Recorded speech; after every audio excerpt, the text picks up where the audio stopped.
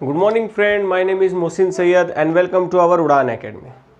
So yes, what we are going to study today. सबसे पहले मैं एक बात क्लियर करता हूँ. Today we are going to start our first topic of history standard 10th state board. ठीक है, हम NCERT नहीं, स्टेट बोर्ड का ये हमारा पहला टॉपिक रहेगा हिस्ट्री का स्टैंडर्ड 10th का. Which one? Historiography and development in the western countries. Okay, फिर से एक बार, ये हमारा पहला टॉपिक रहेगा स्टैंडर्ड 10th का स्टेट बोर्ड. ठीक है, स्टेट बोर्ड का रहेगा. ठीक है, and today we are going to discuss our first topic of history, historiography and development in the western countries, part 1.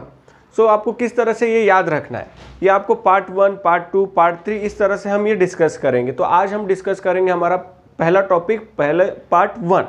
ठीक है, so yes, always you have to remember this. ठीक है, चलिए शुरुआत करते हैं आज के हमारे पहले टॉपिक के इंट्रोडक्शन के साथ. वह एक ओवरव्यू दिया हुआ है हमारे जो पहले टॉपिक में है. अगर आप पेज नंबर 1 में देखेंगे, एक ओवरव्यू, एक इंट्रोडक्शन दिया है कि कौन कौन सी चीजें are helpful to the historiography. Okay, ठीक है, इतिहास लेखन शास्त्र, इतिहास लिखने की कला, हिस्टोरियोग्राफी. ठीक है, so here first we that given historical research, writing and studied carried out with an objective of understanding the chronology.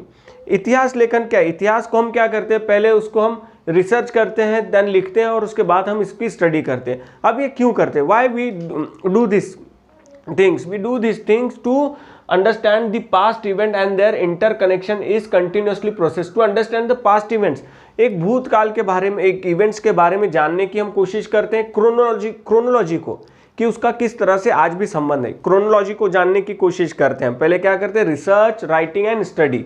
ठीक है, ये बात क्लियर है यहाँ तक. Then empirical method, laboratory method of experiment and observation is use to verify the available knowledge. अब available knowledge और empirical method मैंने यहाँ पे क्या बताने की कोशिश की. इंपेरिकल मेथड, जैसा कि साइंस में कुछ चीजें हैं, एक्सपेरिमेंट के साथ आप उसको रिपीट कर सकते हैं. You will repeat the actions.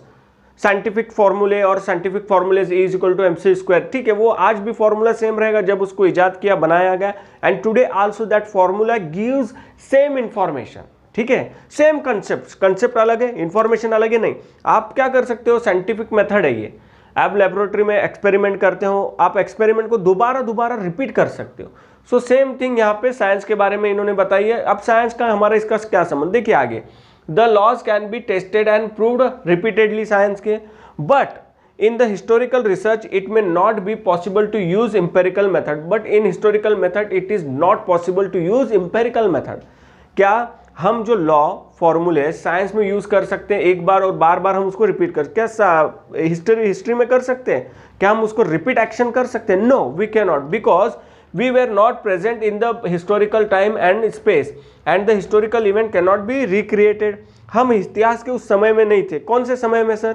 जैसे बात कीजिएगा, मान लीजिएगा कि कोई युद्ध था, battle of Plassey, battle of Panipat, है ना, पानीपत मूवी आई थी ना, सदाशिवराव भाऊ और अहमद शाह अब्दाली 1761. अब उस दौर में तो हम नहीं थे, तो कैसे जानेंगे? अब उस दौर में भी हम नहीं थे, अब उस चीज़ को हम रिपीट कर सकते, क्या हम उस इवेंट को दोहरा सकते हैं? जैसे साइंस में अब concept that you will get understand what I am trying to convince से, दैट साइंस में रिपीट कर सकते हैं लॉ. ठीक है, दोबारा हुआ, फिर से दोबारा. उसी तरह क्या अब जो पानीपत का युद्ध हुआ अहमद शाह अब्दाली और मराठे इन दोनों के बीच, क्या अब उस युद्ध को जो 1761 में हुआ, अब it is possible to recreate that event, regenerate? No, cannot. Then how will get the information? यही तो जानना है ना, how we collect the information, the sources of history. Okay, क्या क्या है फिर? देन द नेक्स्ट थिंग, यहां तक तो बात क्लियर है. इंपेरिकल मेथड हम यूज नहीं कर सकते, जो हम साइंस में यूज कर सकते वो हम यहां यूज नहीं कर सकते. यस, ठीक है. Then need of expert. Now we need an expert. We need an expert, those who comes to know the knowledge of language and script of historical document, जो उस भाषा को और जो लिखा हुआ है उस चीज़ों को समझ सके, जिसको वो चीज़ें पढ़नी आ सके. पहली कौन सी चीज़? That person comes to know, that historical person और expert comes to know about the knowledge of language and script. जो नॉलेज है, जो लैंग्वेज लिखी गई है उसको उसका नॉलेज हो, पढ़ने आना चाहिए और उसको समझने आना चाहिए.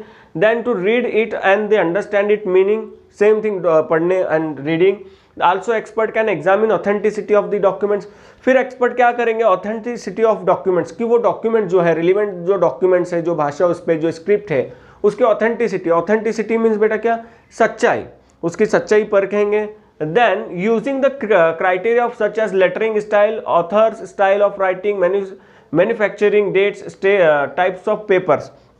अब देखिए यहाँ पे आगे क्या होगा, पहले तो ये होगा कि भाषा उनको जाननी आनी चाहिए और स्क्रिप्ट के बारे में भाषा का नॉलेज होना चाहिए, स्क्रिप्ट के बारे में नॉलेज होना चाहिए। अब आगे क्या, अब जो पेपर है, मान लीजिए ये छत्रपति शिवाजी महाराज के टाइम का पेपर है, मैंने बताया। अब इसको एक्सेप्ट ऐसे थोड़ी करेंगे, the expert should need to know about that. Expert क्या करेंगे, उसके बारे में नॉलेज कंसिस्ट करेंगे, उसके बारे में देखेंगे, परखेंगे, इंफॉर्मेशन जानेंगे। And the style of lettering style, lettering style आपने देखा होगा कि एंशियंट पीरियड से मॉडर्न पीरियड, मिडिवल पीरियड में, हर एक पीरियड में हर एक डायनास्टी ने अपना अपना एक अलग वर्चस्व राइटिंग भाषा में लिखा है।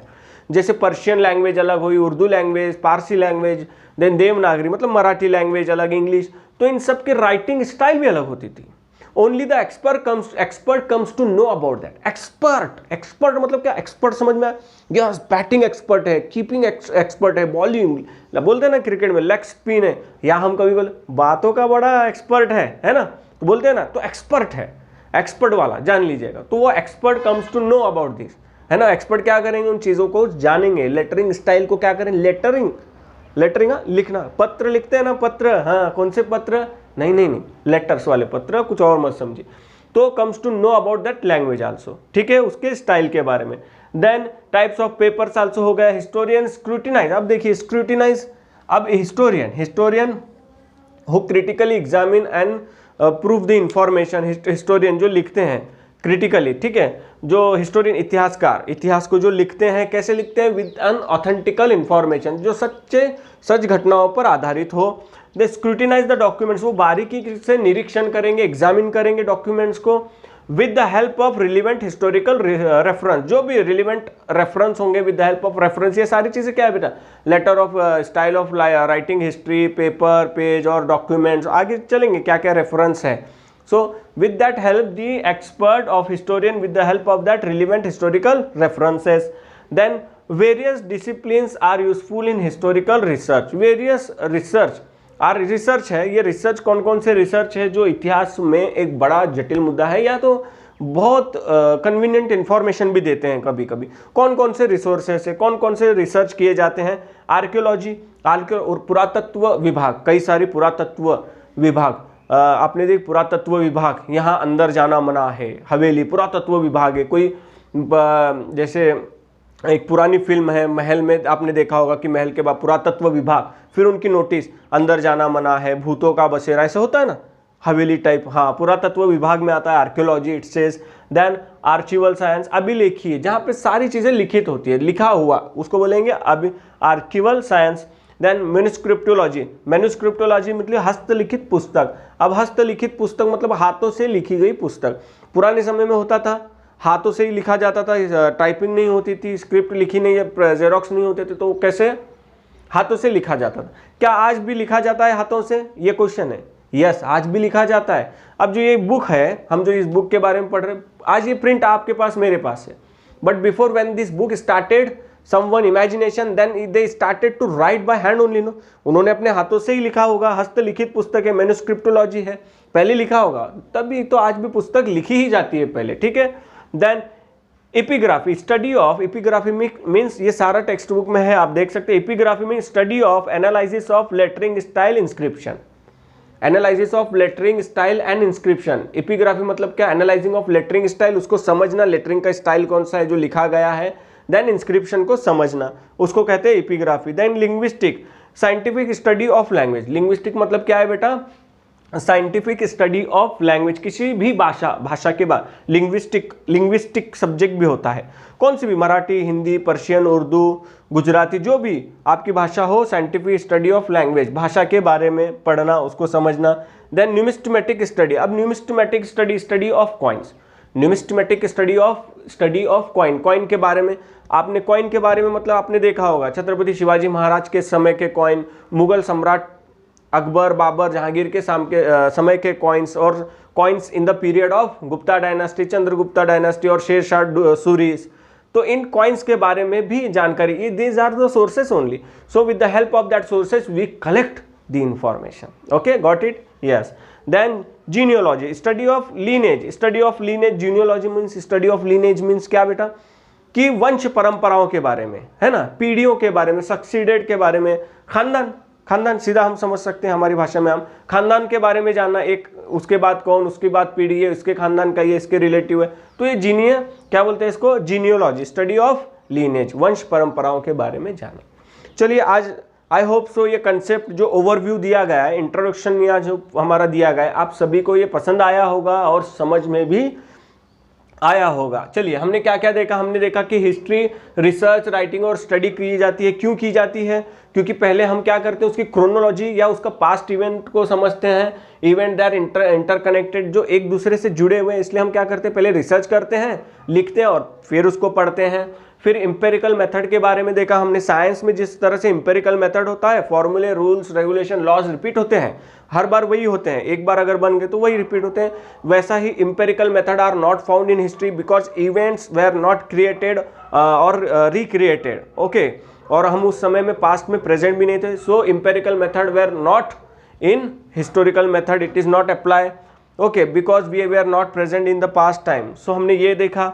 Then we started to comes to know our next passage that from need expert who comes to know about the knowledge of language and inscript using the criteria of such as lettering style हो, inscription हो, authors styles हो, writing हो, इन paper के style हो, ये सारा वो जानकारी देते हैं, कलेक्ट करते हैं एक्सपर्ट. और वो सारी जानकारी किसको देते हैं बेटा, हिस्टोरियन को देते हैं. ठीक है, हिस्टोरियन क्या करते हैं, फिर on the basis of authentical information they supply that information for further. ठीक है, फिर हमने देखा कि various discipline are useful in historical research. Historical research के लिए कौन कौन सी चीज़ें और हेल्पफुल है, तो वो archaeology, archival science, manuscriptology, epigraphy, then linguistic, numismatic, genealogy, ये सारी चीज़ों के बारे में आज हमने पढ़ा.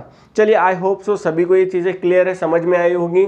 If you have any doubt, any query, just you may reply me on a comment and just subscribe करें, लाइक करें और शेयर करें अगर आपको मेरा ये लेक्चर पसंद आया होगा तो, वरना डिसलाइक कीजिएगा, नो प्रॉब्लम.